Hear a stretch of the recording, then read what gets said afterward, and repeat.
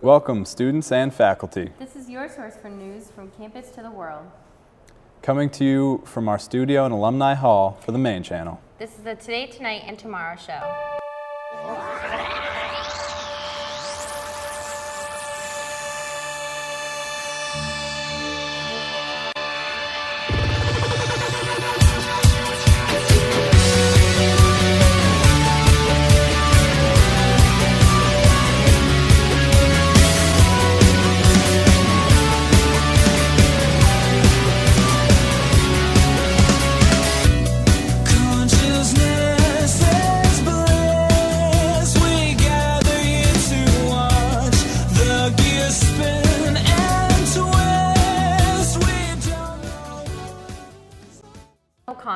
Today on 3T, we'll take a look at students around campus coming together to raise money to fight cancer. Also, a gunman went on a shooting spree at Virginia Tech this morning. And several students have been honored for the great work they've done on campus. Plus, Amanda Chassie will fill us in on the sports world, and Robert Dana has commented on this morning's events. Tragedy has hit the college community hard at Virginia Tech this morning. Students in a dorm and a classroom at Virginia Tech left 31 dead, with many wounded. The first shooting occurred just before 7:30 in a co-ed dorm, while the second one happened over 2 hours later. One believed to have shot and killed himself. The shootings came just 3 days after a bomb threat on Friday that forced the cancellation of classes in 3 buildings and 4 days shy of the 8th anniversary of the Columbine shootings. Virginia Tech has more than 25,000 full-time students and is located in Blacksburg, Virginia. Chaos on Virginia Tech's campus after a gunman went on a deadly shooting spree. The university was struck with a tragedy that we consider of monumental proportions. Shots first rang out at 7:15 Monday morning at West Ambler Johnson, number 32 on this map, a co-ed resident hall that houses nearly 900 people. Gunfire then erupted about 2 hours later on the opposite side of the 2,600-acre Blacksburg, Virginia campus. Officials say there were multiple victims at Norris Hall, number 132 on this map, an engineering building. The university told students to stay inside and away from windows as police swept the campus to establish whether the gunman acted alone. The university is shocked and indeed horrified that this would befall us, and I want to extend my deepest and most sincere and profound sympathies to the families of these victims, which include our students. After the shootings, all entrances to the campus remain closed and classes canceled through Tuesday. I cannot begin to convey my own personal sense of loss over this senseless and incomprehensible heinous act. The university will immediately set up counseling centers. Officials say the gunman is dead, but investigators are still trying to determine whether he shot himself. There's no immediate word on a motive for this shooting rampage. Sandy Cozell, The Associated Press. Construction will begin this week on the new gaming and hotel complex being built in Bangor. This new racino will be big, especially by Bangor standards. The site will house a 300-seat buffet, a smaller fine dining restaurant, 2 private dining areas, a small cafe, a 7-story hotel, as well as a 4-story parking garage. The cost of the building will be about $7 million and will take up almost 8 acres. The facility should open by summer of '08 and will be replacing Hollywood Slots, the company's interim building. Last week, the university honored 24 of its employees for exceptional professional responsibility and service to their departments and the school. While 24 students were honored, only 2 were selected to go forward to the National Student Employee Association's Northeast Region competition. Gabriel Willinger and undergrad and grad student Marie Dubbard will compete in the regional competition with hopes of traveling to the national competition. Willinger was recognized for his work at Fogler, while Dubbard was recognized for the work with the Women's Resource Center. The UMaine School of Performing Arts will present a salute to American music, theater, and dance. The event will include performances with the university singers, the UMaine Symphonic Band, UMaine Jazz Ensemble, as well as dance and musical theater selections. The event will begin at 7:30 on Saturday, April 20th, first in the Hawk Auditorium. For ticket information, call 581-1755. The state of Maine has just released its statewide sales of hard liquor, and to no surprise, Allen's Coffee Brandy finished first, again. Allen's Coffee Brandy is so popular that it has been at the top of the list for over 10 years. Last year, almost 100,000 bottles were sold, totaling almost $12 million. Not only does Allen's rank first, there are other various bottle sizes finished 2nd, 6th, and 9th, while no other brandy appeared in the top 10 twice. Right behind Allen's was Captain Morgan's Spiced Rum with less than 5 million sold, almost 7 million less than Allen's. The brandy is made by M.S. Walker Incorporated in Somerville, Massachusetts.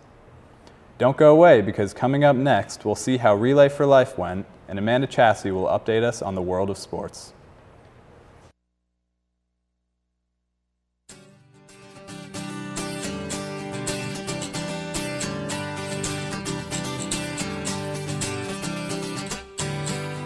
Got nothing to do, ain't got no child, ain't got no one to lose, yeah, and I gotta find... Mainbound offers UMaine something that is hard to get anywhere else, something that fits every lifestyle and every skill level, from the beginner who has never paddled a kayak to the expert who thinks a rock face is never steep enough. We have it here for you. The Maine outdoors are right at our doorstep, and we invite you to make the most of them. We have an excellent professional staff and devoted student instructors who are just waiting to teach you the ropes. We are constantly offering student classes in climbing, kayaking, canoeing, skiing, camping, and more. So check us out at the Mainbound Center next to the Union and see what's happening, because life's an adventure, and so are we. Students from the University of Maine participated in the Step It Up National Day of Climate Action on Saturday, April 14th, on the steps in front of Fogler Library. A group of 11 students joined the nationwide movement to attempt to convince Congress to propose and pass into law legislation that would lower the United States carbon emissions 80% by the year 2050. The Step It Up movement was able to encourage over 1,400 rallies across the country in all 50 states. 37 communities from Maine participated by holding rallies all across the state. Around 50 students held a rally at Bates College in Lewiston. There were also rallies in Bangor and Augusta. Governor John Baldacci and other state lawmakers spoke at the rally. Baldacci said Maine's goal is to reduce carbon emissions by 10% over the next year. Organizers say that the 14th was the biggest day of citizen action focusing on global warming in history. And now over to sports with Amanda Chassie. Yeah. Hopefully the rain doesn't have too many washouts or rainouts for the Red Sox. Ugh, it's been awful. Seriously. UMaine captain Michel Levier scored 2 goals in his professional debut in the American Hockey League. He played 3 games for the Toronto Marlies and scored his 2nd goal since signing a professional contract with Toronto. The UMaine's men's baseball team swept UMBC in Mansfield, Connecticut Saturday afternoon. Maine won 3-1 in the first game, then 8-1 during the doubleheader. The Bears have improved their record 9-19 on the season and 4-4 in American East play. Their next game is against Thomas College tomorrow. From College League to Major League, as the Red Sox play today at 12:15 against the Angels at a very wet and windy Fenway Park. The game was scheduled to start at 10:15 this morning, but change was effective last night due to April showers. Josh Beckett took the mound this afternoon. Julio Lugo started off the 6-run first inning with a double, and after that, it pretty much went right down the lineup. Euclid had a single, both Big Papi and Manny had RBI doubles. Following Ramirez, J.D. Drew reached on second by an error. Mike Lowell hits another RBI double. Alex Cora finishes with another RBI double. By the end of the first inning, it's 6-1, with the Angels only run by Orlando Cabrera's solo shot in the top of the first. Red Sox won 7-2. The Celtics almost broke their 7-game losing streak last night to Orlando. They outscored the Magic 27-10 to nearly come out of their 19-point deficit in the 4th. But Delonte West's layup at the buzzer was blocked and the C's clinched last place in their division.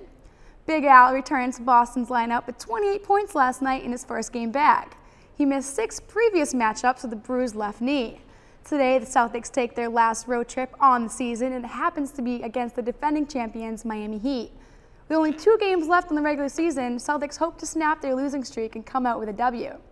Stay tuned, because coming up, we'll talk... I'm Randy Promotions here at the Maine Channel. I'm offering you a chance to get more recognition for your organization and more participation. Here at the Maine channel, we are working on several different programs that are made for students and by students. Take, for example, Mouthguard, UMaine's premier boxing debate show. For those sports fans out there, we have Black Bear Nation, a weekly sports program that keeps students up to date with Black Bear sports teams. And what would any channel be without the news? The Today, Tonight, and Tomorrow show airs live twice a week that focuses on campus news. Like I said earlier, we want to promote your organization, no matter what it is. Maine Channel Promotions will provide your commercials free of charge and will place them wherever these great shows are aired. So contact myself, Randy Perkins, on First Class, or come on down to the station at 219 Alumni Hall and check us out. And remember, all promotions with us are free, so don't pass this up. UMaine professor Clarissa Henry received $1.28 million for tendon research.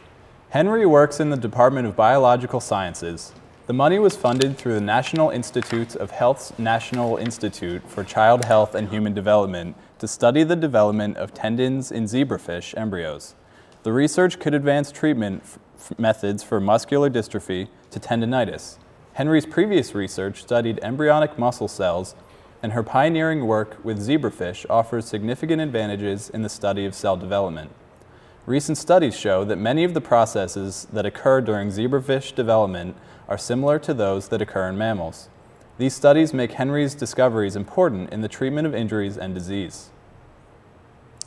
Tomorrow, the Peter Hoff presidential portrait will be unveiled in the Fogler Library's presidential room. Hoff was UMaine's 17th president and served in that role from 97 to 2004.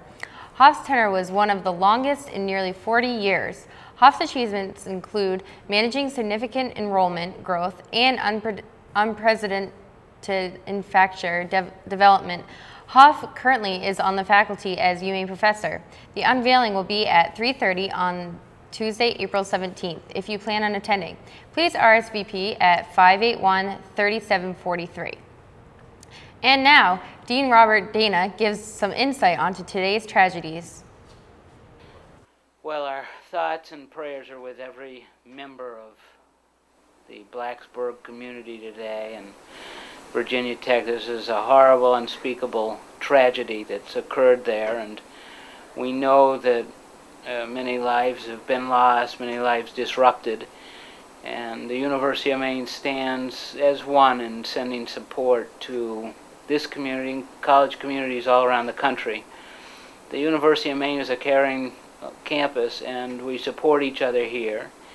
We know college is stressful, and we know that this will create stress for students. So for any student wanting to talk, please come to the Division of Student Affairs.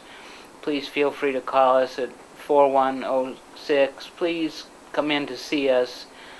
Don't suffer alone. One's problems can seem overwhelming, but always we can provide support, help, and assistance. So if you're feeling affected by this, or just in general, please come here to the Division of Student Affairs. We'll be happy to support you. I remind us that this is a time when we can look to the future, that we can come together as a member of the college community nationwide and send out our good thoughts, our good feelings, our karma, our prayers, our hopes, and all of us raise up our arms hoping that the future will be a safer, saner space, and that the loss suffered today in Blacksburg will serve to bring a light to violence across the campus, that the lives lost there will be remembered in a fond and celebratory way, but that today the grief is too much for people to bear. So we send out our kind thoughts, our prayers, but please, if we can do anything for you, UMaine students, please come forward, let us help. One Vine lady will celebrate her 10th birthday on the mall outside Fogler Library at 1 p.m. Wednesday, April 25th. Lady is UMaine's own racehorse, and her birthday celebration will be hosted by Witter Farm and the University Bookstore. Her birthday festivities will include a demonstration by the UMaine drill team and other standardbreds who live at Witter Farm. Lady has been trained and raced by the Valerie Grandin Stable at Bangor Raceway for the past 5 years. Grondin is a UMaine graduate who was named Horsemen's Association Trainer of the Year in 2005 and 2006. Ladies' first race was in 1999 when she was 2 years old. She has 27 wins, 35 places, and 19 shows to her name. Her lifetime earnings of $47,500 help support the UMaine Equine program and cover her expenses for harness racing. History Fun Day will be hosted by Page Farm and Home Museum April 19th from 10 to 1 p.m. The annual public event is for children from kindergarten to grade 5. It will provide educational activities that replicates the environment of the period preserved through the university's farm and home museums. Exhibits and educational programs. The activities featured are from 1865 to 1940. History Fun Day features food preservation, ice cream making, fiber arts and weaving, paper making, maple sugaring, and raising poultry. A $4 per child fee covers the cost of History Fun Day materials. Advanced registration is required by calling the Page Farm and Home Museum at 581-4100. According to a regulatory file report that just came out, Apple CEO Steve Jobs earned just $1 for his services in 2006, with no bonuses, even though his company's stock surged 25%. While he made very little in salary, most of his compensation was paid through an equity grant given to him in 2003. The equity grant is now worth $1 billion. Apple is ranked number 121 on 2007 Fortune 500. $1, geez, that's ridiculous. Can't say that I'd be too happy with $1. Well, that's all we have for today. Have a great Patriots Day, everyone. Tune in next Thursday when we'll take a look at Amnesty International. I'm Sam Cohen. And I'm Caitlin O'Connor.